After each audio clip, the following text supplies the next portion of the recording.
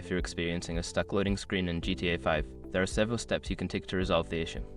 Follow this guide to troubleshoot and fix the problem. Step 1. Restart the game.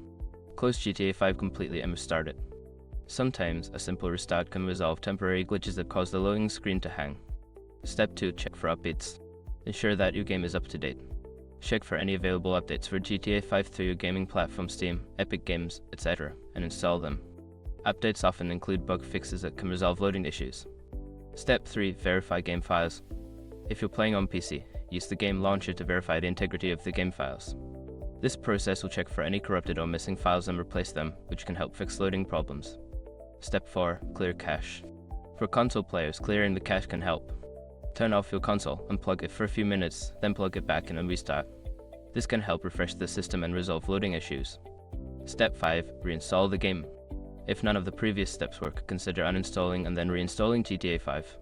This can resolve deeper issues that may be causing the loading screen to freeze. If you follow these steps, you should be able to fix the loading screen issue in GTA 5.